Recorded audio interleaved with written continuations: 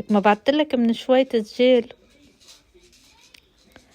لك ايه ما قلتلك انتي عود. روح عود شو بدك فيني؟ عود.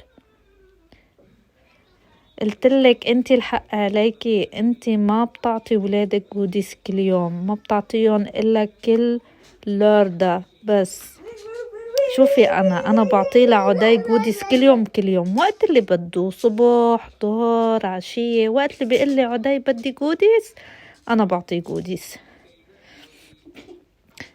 وبعدين عدي كتير بحب يروح على الليمون جاردن، وانتي ولادك كمان هيك بيحبوا، ليش ما بتاخديهم؟ انا باخده لعدي كل يوم على الليمون جاردن، وقت اللي بده، وقت اللي بيقلي انا باخده دغري، بياكل نوتيلا، بياكل ستروبري. شو بدك؟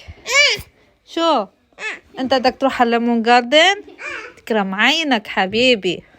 انا كمان. وبعدين عدي اذا ضل فايق انا ما بقله يا عدي قوم نام، ما بعمل هالشي انا. انتي ليش بتنيمي ولادك بكير؟ ما بيصير تنيميهم بكير حتى لو عندهم مدرسة تاني يوم، واذا يعني اذا ضلوا فايقين وعم يحضروا تلفزيون. شو رأيك يا عدي؟ انت كل يوم بتجيب شو انا بدي. انا بجيب لك شو انت بدك كل يوم. انت بتجيب شو انا بدي للعبة. والجودس. وهي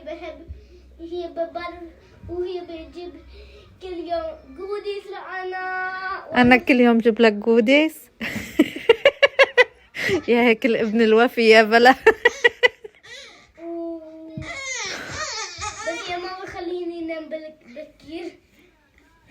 انا ما بخليك تنام بكير.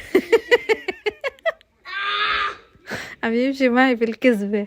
انت كل قد ايه بتاكل جوديس؟ كل يوم. كل يوم. احكي الحقيقة كل قد ايه انت بتاكل جوديس؟ انا ما باكل كل يوم جوديس. كل قد ايه بتاكل جوديس؟ بس ما بعرف. بس انا بس فيني اكل جوديس بالوردة، ماما بس امزح. وانت ليش ماشي بالكذبة تبعيتي يعني؟ هيك. انت بتتمنى هالشي ايه؟ وكل يوم اي ساعة بتنام انت؟